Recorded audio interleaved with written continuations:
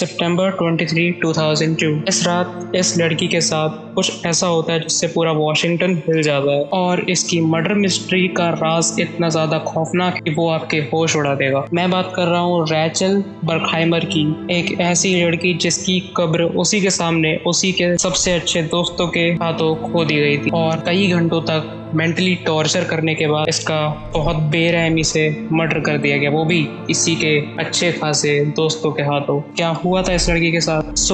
आज हम जानेंगे क्या हुआ था एग्जैक्टली सितंबर 23 की उस रात को और क्यों ये स्टोरी आपको हिला के रख सकती है। मेरा नाम है आर्यन और आप देख रहे हैं the dark series episode 1, story of Rachel Berkheimer.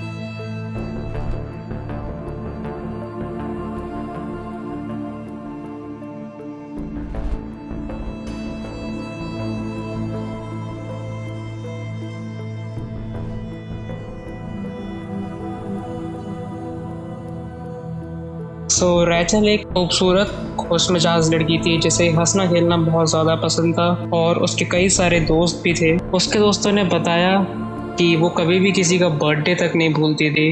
Rachel के डैड ने उसके बारे में कहा कि उसके फ्रेंड्स का एक बहुत बड़ा नेटवर्क था एंड वो बहुत ज़्यादा सोशल फ्रेंडली लड़की थी और उसका रिलेशनशिप एंड बिहेवियर सब लोगों के साथ, फ्रेंड्स और फैमिली के साथ काफ़ी अच्छा रहता था। जब रैचल एक बच्ची हुआ करती थी तब उसके पेरेंट्स को लगा कि शायद वो बहरी है, क्योंकि उसने 3 साल की उम्र तक ऑलमोस्ट बोलना शुरू नहीं करा था और वो ऐसे एक्ट करते जैसे उसे कुछ सुनाई नहीं दे रहा है या समझ में नहीं आ रहा है। बट जब उसने बोलना शुरू करा तो पता चला कि वो कितनी ज़्यादा फ्रेंडली है और कितनी ज़्यादा फ़नी है।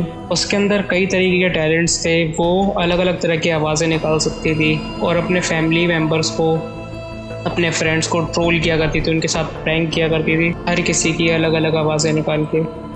और वो पढ़ने में भी काफ़ी अच्छी हुआ करती थी अपने स्कूल टाइम में, उसके ग्रेड्स काफ़ी अच्छा आया करते थे। ओवरऑल लाइफ का दिया उसके पास सब कुछ था, अच्छे फ्रेंड्स, फैमिली, ग्रेड्स, वो सब चीज़ में बेस्ट। बट अगस्त 2001 में कुछ ऐसा होता है जिससे उसकी पूरी लाइफ ही चेंज हो जाती है। कॉरी हाइंस, जो रैचल का एक बहुत ज़्यादा क्लोज फ्रेंड था, उसकी एक कार एक्सीडेंट में मौत हो जाती है एंड बिकॉज रैचल अपने फ्रेंड से बहुत ज़्यादा क्लोज रहती थी और हमेशा उनकी केयर करती रहती थी, जैसे कि मैंने पहले बताया सबके बर्थडेज याद रखती थी, वो इस सदमे को सहन नहीं कर पाती और बहुत ज़्यादा टूट जाती है। उसके पास कॉरी की एक फ़ोटो थी जिसे वो अपने बेडरूम में लगाती है और काफ़ी लंबे टाइम तक वो उसके बेस्ट फ्रेंड को खोने के गम से बाहर नहीं निकल पाती। रैचल के डैड बताते हैं कॉरी के बारे में कि वो और रैचल सोलमेट्स थे एंड कॉरी एक बहुत ही अच्छा यंग लड़का था। कॉरी की डेथ के 1 साल के अंदर अंदर ही रैचल के कई सारे फ्रेंड्स मर जाते हैं। रैचल के 6 और दोस्त मारे जाते हैं। कोई सुसाइड कर लेता है, कोई पानी में डूब के मरा एंड एक्सीडेंटल शूटिंग के केसेस। बट उसके डैड ये भी बताते हैं कि जो कॉरी की डेथ थी उसने उसे सबसे ज़्यादा अफेक्ट किया था। पर अपने और फ्रेंड्स के साथ भी ऐसा होते हुए देख रैचल पूरी तरह से टूट जाती है और इतना सब होने के बाद वो लड़की जिसके फेस पे हमेशा एक स्माइल रहती थी, अपने इतने सारे फ्रेंड्स को खोने के बाद अब वो भी डिप्रेस हो जाती है। ये सब होने के बाद वो अपना हाई स्कूल भी क्विट कर देती है और उसके पेरेंट्स भी उसको फोर्स करने की बजाय उसको रेस्ट लेने का टाइम देते हैं और वो उसे कहते हैं कि वो बाद में कभी स्कूल जाना चाहे तो ऑब्वियसली दोबारा ज्वाइन कर सकती है। उसके फैमिली मेम्बर्स उसके इस डिसीजन को रिस्पेक्ट करते हैं और उसे इस ग्रीफ से उभरने का टाइम देते हैं। रैचल की बड़ी बहन मीगन बताती हैं कि इतना सब होने के बाद वो बहुत ज़्यादा टूट गई थी। कॉरी और रैचल भी किसी रोमांटिक रिलेशनशिप में नहीं थे, बट वो बहुत सालों से एक दूसरे के साथ रह रहे थे और एक दूसरे को बहुत अच्छी तरीके से जानते थे, बेस्ट बडीज़ की तरह। इसीलिए रैचल के लिए कॉरी को भुला पाना इतना ज़्यादा आसान नहीं था। उसके पेरेंट्स उसे एक थेरेपिस्ट के पास लेके जाते हैं जो कि उसकी डिप्रेशन को क्योर करने में उसकी मदद कर सके। वो साथ के साथ ही अब स्कूल छोड़कर पिज़्ज़ा शॉप पे काम करना शुरू कर देती है और जैसे जैसे कॉरी को भुलाकर और बाकी सारी जितनी हुई चीज़ें, जो ट्रेजेडीज उसके साथ हुई थी, उनको भुलाकर अपनी लाइफ में आगे बढ़ने के बारे में सोचती है। वक्त जैसे तैसे ऐसे ही बीतता है। कुछ टाइम बाद रैचल के डैड को पता लगता है कि वो ड्रग्स ले रही है और अलग अलग तरह के नशे कर रही है अपने इस डिप्रेशन से उभरने के लिए। पर रैचल असल में अनजाने में अपनी ही लाइफ को ख़राब कर रही थी, ऐसी गलत आदतों का शिकार बन के जो उसकी लाइफ बर्बाद कर सकती थी। कुछ टाइम बाद रैचल के डैड नोटिस करते हैं अपने फ़ोन का बिल, एंड जब वो इस चीज़ को चेक करते हैं कि उनके फ़ोन से कई बार कॉल किया गया है एक प्रिजन सेंटर के अंदर और रेगुलरली एक बंदे से बात होती रही है, सो इसको लेकर वो रैचल से पूछते हैं कि क्या उसे इस बारे में कुछ पता है। एंड रैचल एडमिट करती है कि हाँ, वो एक लड़के से बात कर रही है जो कि प्रिजन में बंद है इस वक्त, और उस लड़के के कुछ दोस्त हैं जो कि उसे ड्रग्स देने में उसकी मदद कर रहे थे। उस लड़के का नाम होता है डिगी एंडरसन। रैचल अपने डैड को बताती है कि वो कोई ज़्यादा बुरा लड़का नहीं है, वो बस एक बुरे पास से गुजरा है मेरी तरह, एंड उसका भी पास बहुत ज़्यादा ऐसे ही दुखद रहा है, इस वजह से वो गलत संगत में पड़ा था, लेकिन वो एक बहुत अच्छा लड़का है और वो इन सब चीज़ों को छोड़ देगा। रैचल के डैड उसकी इस मिस डायरेक्शन को लेके और उसकी संगत को लेके, जिस तरह के लोगों के साथ वो रह रही थी और ड्रग्स लेना वगैरह, इन सब चीज़ों को लेके वो बहुत ज़्यादा चिंता में पड़ जाते हैं एंड वो उसको हमेशा संभल के रहने के लिए बोलते हैं, बिकॉज रैचल कुछ टाइम बाद अब मूव ऑन करने की कोशिश कर रही थी उस पास्ट के बाद, उस ट्रॉमा के बाद जो उसके साथ हुआ था, एंड वो उस दुख को फाइनली एनकाउंटर कर रही थी और उससे निकलने की कोशिश कर रही थी। उसके डैड सिर्फ उसे एक ही बात बोलते हैं कि बस वो संभल कर रहे और ज़्यादा किसी पे ट्रस्ट ना करे और अपनी सेफ्टी का पूरा ध्यान रखे। कुछ टाइम बाद डिगी एंडरसन प्रिजन से बाहर आ जाता है एंड वो वापस से एक गैंग अपनी बनाना शुरू कर देता है जिसका नाम होता है नॉर्थ वेस्ट माफिया, जिसमें वो तरह तरह के गलत काम करते हैं, जैसे कि ड्रग्स को चुराना और फिर कुछ को बेच देते हैं और ज़्यादातर ड्रग्स कंज्यूम कर लेते हैं, अपना दिन और रात नशे में गुजारते हैं ऐसे लोग। एंड कई बार ये जेल भी जा चुके हैं, इंक्लूडिंग डिगी एंडरसन जो कि जस्ट अभी फिर से जेल से बाहर आया, एंड जेल से बाहर निकलते ही उसने सबसे पहले अपनी गैंग को दोबारा बनाया एंड वापस से वही काम करना शुरू कर दिए। इस चीज़ का डर था। रैचल भी इस डिगी के इस बिहेव को देखकर बहुत ज़्यादा डर जाती है, जो डिगी प्रिजन में से हमेशा उसे लेटर्स लिखा करता था एंड जो उससे फ़ोन पे हमेशा बातें किया करता था, जो कहता था कि मैं बदल जाऊंगा, एंड वो वापस आके वापस से यही काम कर रहा है और उसके अंदर अब रैचल भी एक तरीके से शामिल है। रैचल भी हमेशा अपने डैड को डिगी की अच्छी बातें ही बताया करती थी, कभी भी उसने उसके बारे में कुछ गलत नहीं कहा अपने डैड से, कभी भी उसकी सच्चाई अपने डैड को असलियत में नहीं बताई। रैचल के कई सारे फ्रेंड्स बताते हैं कि जो डिगी था वो बहुत ही ज़्यादा शक्की और साइको टाइप एक लड़का था, जो कि हमेशा रैचल के कपड़े और बालों को सूंघता रहता था, ये देखने के लिए कि उसमें कोई मेंस परफ्यूम तो नहीं है, क्या वो किसी और लड़के के साथ तो नहीं घूम रही थी। रैचल की बड़ी बहन बताते हैं कि उसका रिलेशन डिगी के साथ एक रोलर कोस्टर की तरह था, जो कभी आता कभी जाता, एंड डिगी एक बहुत बड़ा साइको था, इसकी वजह से कभी वो रैचल के साथ बहुत ही ज़्यादा अच्छा बिहेव करता था और कभी उसके साथ बहुत ही ज़्यादा बुरा। एंड रैचल इस रिलेशनशिप से अब तंग आ रही थी, पर वो चाहकर भी कुछ कर नहीं सकती थी क्योंकि डिगी एक बहुत ही ज़्यादा खतरनाक क्रिमिनल भी रह चुका है। कुछ टाइम बीता, रैचल ने डिगी के साथ बात करना बंद कर दी, दोनों अपनी अपनी जगह ठीक थे। एक दिन रैचल अपने डैड के पास जाती है खुशी खुशी, उन्हें बता दे कि वो स्कूल वापस ज्वाइन करना चाहती है। उसके डैड उससे ये पूछते हैं कि आखिर ऐसा क्या चेंज हुआ है उसकी लाइफ में और वो इतनी ज़्यादा खुश क्यों है। सो वो बताती है कि उसे नॉर्थ वेस्ट माफिया के अंदर ही एक और ऐसा लड़का मिला है, मॉरिस, जो कि उसका काफ़ी अच्छा फ्रेंड बन चुका है, एंड मॉरिस भी ऐसे ही पास से गुजरा था और उसे भी नॉर्थ वेस्ट माफिया में रहना अच्छा नहीं लगता, लेकिन मजबूरी के कारण उसे भी रहना पड़ रहा है। और वो बताती है कि मॉरिस ने उसे इनकरेज करा है कि वो नॉर्थ वेस्ट माफिया को छोड़े और वापस से अपने लक्ष्य की तरफ ध्यान दे और एक हाई स्कूल को वापस ज्वाइन करे, बाकी सब चीज़ों को बुला के। और मॉरिस के इस मोटिवेशन के बाद रैचल बहुत ही ज़्यादा खुश नज़र आ रही थी। उसके डैड और उसकी फैमिली बहुत ही ज़्यादा खुश थी उसको लेके कि आखिर फाइनली वो मूव ऑन कर रही है और इन सब चीज़ों को छोड़ के, ड्रग्स को छोड़ के, नॉर्थ वेस्ट माफिया को छोड़ के वो वापस से अब एक नॉर्मल लाइफ जिएगी। काफ़ी टाइम गुजरा, रैचल ने नॉर्थ वेस्ट माफिया की मीटिंग्स में आना बंद कर दिया और वो बस एक बाहर निकलने का तरीका ढूंढ रही थी, एक जरिया ढूंढ रही थी कि वो बस डिगी को बता सके कि अब बस बहुत हुआ और मैं तुम्हारे साथ और ज़्यादा नहीं रहना चाहती और ब्रेकअप करना चाहती हूँ। बट डिगी ऐसा होने नहीं देना चाहता था।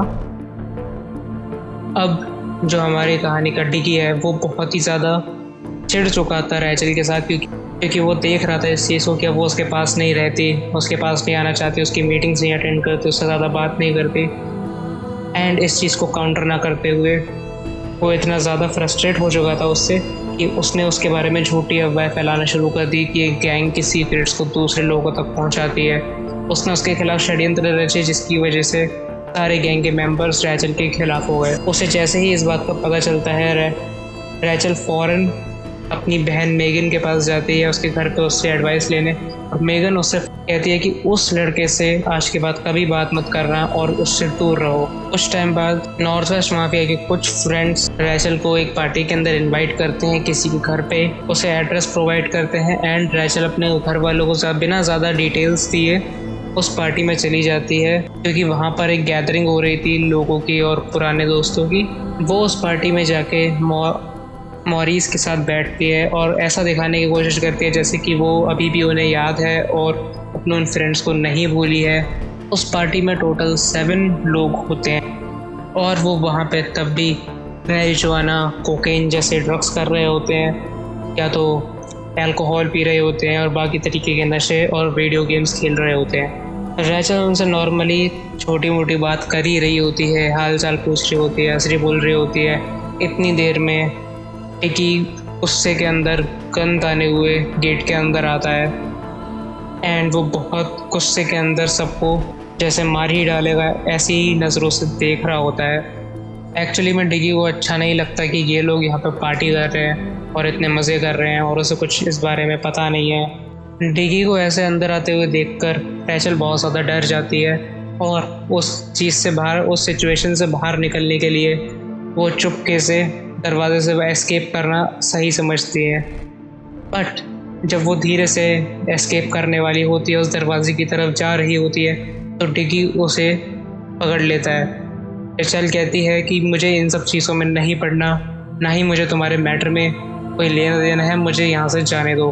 बट डिगी बहुत ज़्यादा बेरहमी से उसके फेस को एक दीवार पे मारता है एंड रैचल वहीं पर ज़मीन पे गिर जाती है। और फिर डिगी रैचल को बहुत बेरहमी से उठाता है और फिर उसे मारता है, और इतने क्रूर तरीके से मारने की वजह से रैचल बहुत ज़ोर से चिल्लाती है और उसका जो नया बेस्ट फ्रेंड मॉरिस और उसके बाकी गैंग मेंबर्स जो कि आप वहीं पे खड़े रह के बस उसकी उस हालत को देख रहे होते हैं, कोई भी सामने नहीं आता है, डिगी को नहीं रोकता है। उसके हाथ में गन भी थी एंड ऐसा लगता है जैसे किसी को कोई फ़र्क नहीं पड़ रहा है। जब रैचल बहुत ज़्यादा ज़ोर से चिल्लाने लगती है तो डिगी को डर लगता है कि पड़ोस वाले कहीं इंटरफेयर ना करें, सो वो अपने गैंग मेंबर्स को कहता है कि वॉल्यूम को अप करो ताकि इसके चिल्लाने की आवाज़ें सुनाई ना दे।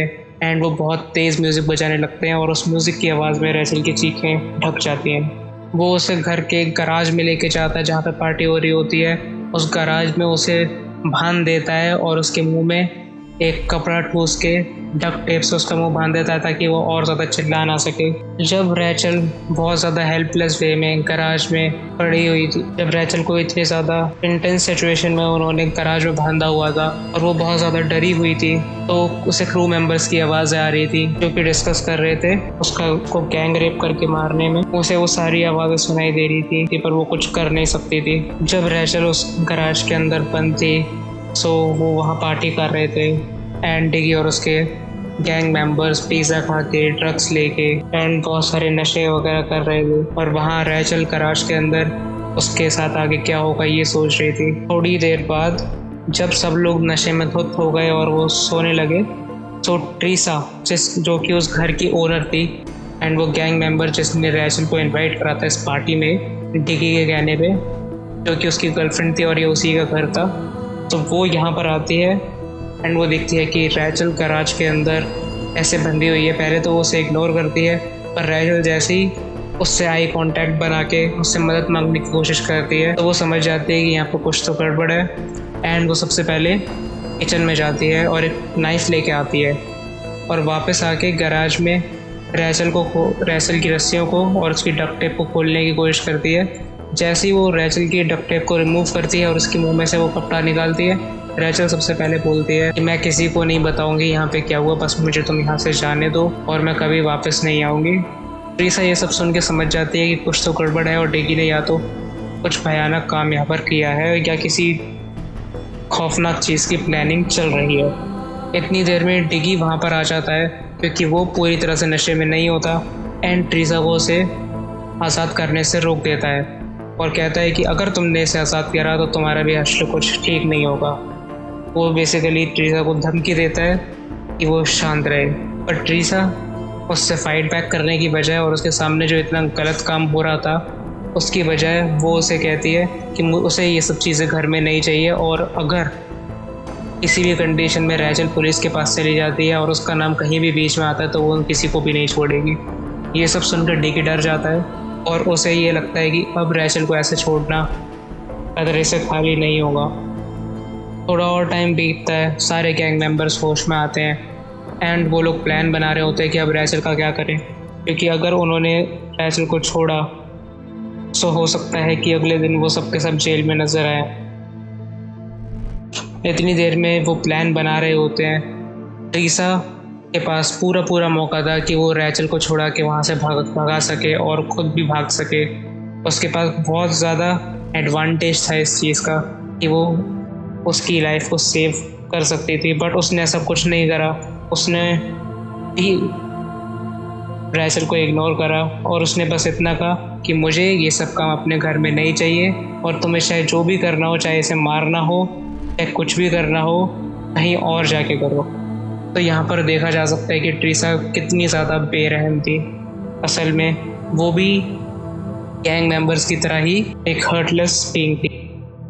इसके बाद डिगी वापस से रैचल को मारना पीटना शुरू कर देता है उस गराज के अंदर एंड अपने 2 आदमियों को और मॉरिस को ये ऑर्डर देता है कि एक बड़ा सा बैग लेकर आए जिसके अंदर रैचल को डाला जा सके।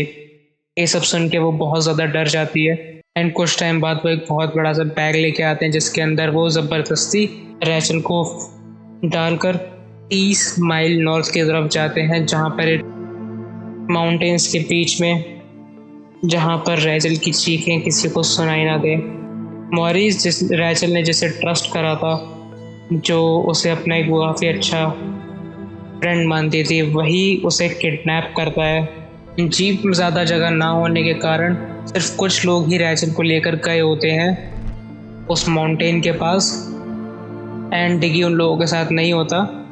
मॉरिस बांधी हुई और लाचार रैचल को उस माउंटेन क्लिफ तक लेके जाता है एंड जब वो ये सब जा रहे होते हैं उस माउंटेन क्लिफ तक, सो रैचल को सारे लोगों की आवाज़ें सुनाई दे रही होती हैं कि आखिर उनका क्या प्लान है और वो कैसे उसका एग्जीक्यूशन प्लान कर रहे हैं और आखिर अब उसके साथ आगे जाके क्या होने वाला है।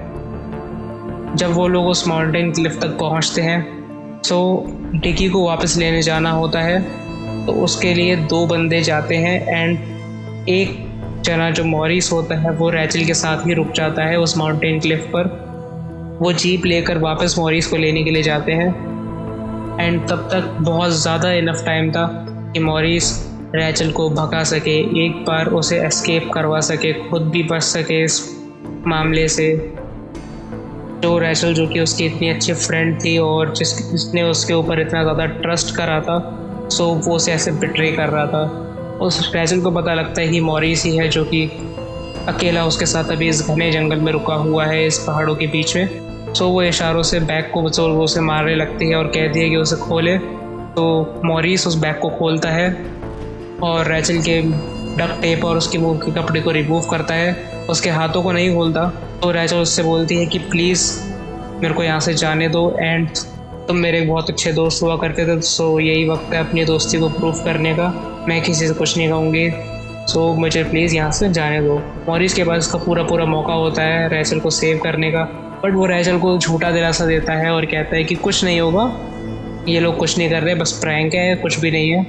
पर रैचल इस बात पे कहती है कि क्या तुम्हें ज़रा सा भी अंदाज़ा है कि मेरे साथ क्या होने वाला है? यहाँ पे वो लोग मुझे मार डालेंगे, मुझे प्लीज़ यहाँ से जाने दो, तुम मेरी लाइफ को बचा सकते हो। सो मॉरिस बिना रहम दिखाए ज़रा सा भी अपनी उस फ्रेंड के बारे में सोचे, उसके मुंह में वापस कपड़ा लगा देता है, उसे वापस बैग में बंद कर देता है। कुछ टाइम बाद वो लोग वापस आते हैं अपनी जीप के अंदर, डिगी और तीनों गैंग मेंबर्स सब साथ में थे एंड डिगी और दोनों गैंग मेंबर्स शॉवल्स लेकर आते हैं और कई सारे इक्विपमेंट्स लेके आते हैं, जिससे वो रैचल के सामने ही एक बड़ा सा गड्ढा बना रहे होते हैं एंड वो गड्ढा और कुछ नहीं, वो रैचल की ग्रेव होती है। मॉरिस पहले तो इस चीज़ के अंदर पार्टिसिपेट नहीं कर रहा होता, वो अपना अलग से चिल मार के बस सोडा पी रहा होता है, बट डिगी उसे ऑर्डर देता है कि फ़ौरन वो सोडा कैन को फेंके और इस ग्रेव को डिग करने में उसकी मदद करे एंड फिर वो सब लोग उस ग्रेव को खोदने में लग जाते हैं। इस टाइम पर रैचल समझ चुकी थी कि अब उसका अंत नज़दीक है। वो रैचल को उस बैग में से बाहर निकालते हैं। रैचल को पूरी तरह से मारने के लिए वो ये चाहते थे कि वो उसके सारे कपड़े इंक्लूडिंग ज्वेलरी और बाकी सारी चीज़ें उसके बॉडी से अलग करें और उसे एकदम नेकेड उस ग्रेव के अंदर दफन करें। इस टाइम पर रैचल समझ चुकी थी अब उसका बचना बिल्कुल ही नामुमकिन है एंड वो उन गैंग मेंबर्स अपना हाथ छुड़ाती है और बोलती है कि एटलीस्ट मुझे अपने कपड़े खुद उतारने दो। जब वो अपने सारे कपड़े उतार लेती है सो डिगी उसे ऑर्डर देता है आगे मूव हो, तो वो आगे चलती है अपनी ग्रेव की तरफ। उसके पास बस एक लास्ट रिंग बची होती है जिसे डिगी देख लेता है। वो उसे कहता है इस रिंग को भी उतारो एंड रैचल उससे रिक्वेस्ट करती है कि प्लीज़ इस रिंग को मेरे पास ही छोड़ दो, क्योंकि ये एक लास्ट निशानी है उसके उस बेस्ट फ्रेंड की, कॉरी हाइंस की। बट डिगी बिल्कुल भी रहम ना दिखाते हुए उसकी उस रिंग को उतार के ज़बरदस्ती क्रश कर देता है ज़मीन में। उसी के सामने रैचल उस गड्ढे के अंदर उतरती है एंड वो प्रे कर रही होती है। उसके हाथ उसकी चेस्ट से लगे होते हैं और वो आसमान की तरफ देख रही होती है। सो डिगी कहता है, डिगी एंडरसन, इतनी भी ऊपर जाने की क्या जल्दी है, तुम बहुत जल्दी वहीं पर होगी। एंड वो उसे शॉट कर देता है, वो भी 6 टाइम्स। एंड जब उसकी मैगज़ीन खाली हो जाती है सो वापस उस मैगज़ीन को रीलोड करता है एंड फिर से उसे शॉट करता है एंड फुल मैगज़ीन्स उसके बॉडी के अंदर उतार देता है। Morris, rivals and other gang members जो कि काफ़ी अच्छे फ्रेंड हुआ करते थे रैचल के, वो लोग बस देखते ही रह जाते हैं। एंड जब इतने ब्रूटली डिगी रैचल को मार के जब फिनिश होता है तो फटाफट उस ग्रेव को भरना भी शुरू कर देते हैं। एंड 23 सितंबर की उस रात इतना सब होने के बाद अगले दिन जब रैचल अपने घर नहीं पहुंचती है और उसकी फैमिली जब उसे हर जगह ढूंढने की ट्राई करती है और वो कहीं नहीं मिलती है तो ऑफिशियली 27 सितंबर को उसे वांटेड घोषित कर दिया जाता है एंड पुलिस जी जान से उसकी सर्च में जुट जाती है। उसके घर वालों को, ना पुलिस को, किसी को नहीं पता होता कि आखिर वो कहाँ चली गई, क्योंकि उसने ज़्यादा डिटेल भी नहीं दी होती, बताया भी नहीं होता कि कहाँ जा रही है। देखते देखते पूरे वाशिंगटन में ये न्यूज़ फैल जाती है, रैचल के पूरे फ्रेंड सर्कल में ये न्यूज़ फैल जाती है, क्योंकि उसका फ्रेंड सर्कल काफ़ी ज़्यादा पॉपुलर था। सो उसके मिसिंग होने की खबर हर जगह होती है।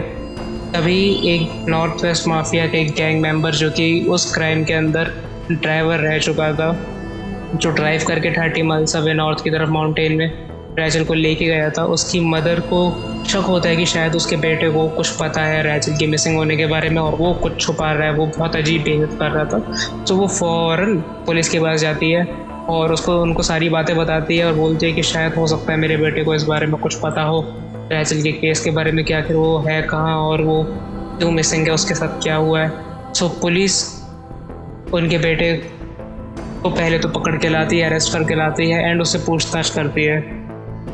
उसकी पूछताछ करने पर वो कुछ नहीं बताता, पर थोड़ा सा प्रेशर डालने पर वो सब कुछ उगल देता है और वो सब कुछ बता देता है कि कैसे उन्होंने इतना बड़ा क्राइम को अंजाम दिया। एंड डिगी और बस अपनी गर्लफ्रेंड के ऊपर शक करने पर वो रैचल के साथ इतना सब कुछ कर देता है। ये सब पता लगने पर पुलिस मॉरिस और डिगी एंडरसन को अरेस्ट कर लेती है एंड डिगी एंडरसन पुलिस के सामने बिना कुछ कहे सब कुछ कबूल कर लेता है एंड वो बताता है पूरी कहानी, ये जो आज मैं आपको बता रहा हूँ, कि कैसे उसने इस प्लान को एग्जीक्यूट करा। और ये एक सोची समझी चाल थी कि वो गैंग मेंबर्स को एक पार्टी के बहाने से रैचल को इनवाइट करवाएगा और उसका स्टार्टिंग से ही उसका मर्डर करने का प्लान था। एंड वो ये सारी चीज़ें जब पुलिस को बता रहा था, वो जब बता रहा था पुलिस को कि कैसे उसने गन की पूरी एक मैगजीन सिर्फ उस लाचार लड़की के हेड के ऊपर खाली कर दिया और उसे सिंगल मैगजीन से ही नहीं 2 बार उसे गोलियों से भून कर मारा गया। और इस चीज़ को बताते बताते रैचल की फैमिली वालों की तरफ देख के हंस भी रहा था, जैसे कि उसे बहुत मज़ा आ रहा हो उनकी तकलीफ देख के, या उसने बहुत ज़्यादा प्राइड वाला काम किया हो। एंड इस हद तक वो दिमागी रूप से पागल था।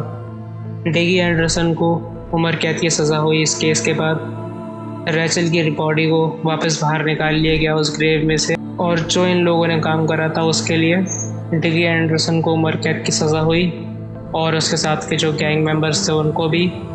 और कुछ लोग थे जैसे कि उस गैंग मेंबर की गर्लफ्रेंड जिसका वो घर था, एंड वो बिना उसकी मदद करे, बिना पुलिस को इन्फॉर्म किए उसने ये सब काम होने दिया, तो इस गलती के लिए उसे भी 120 दिन की जेल हुई। एंड शॉकिंग स्टोरी का पूरा आर्टिकल मैं आपको डिस्क्रिप्शन बॉक्स में दे दूंगा। अगर पूरी डिटेल आपको पढ़नी है तो उधर जाके आप पढ़ सकते हैं। तो कमेंट बॉक्स में बताइएगा आपका क्या कहना है इस स्टोरी के बारे में। पर्सनली इस वीडियो को बनाते बनाते खुद मुझे तक गूज बम्स आ गए। तो बताना आप क्या सोचते हैं रैचल की स्टोरी के बारे में। मैं आपसे मिलता हूँ नेक्स्ट वीडियो में, तब तक के लिए गुड बाय।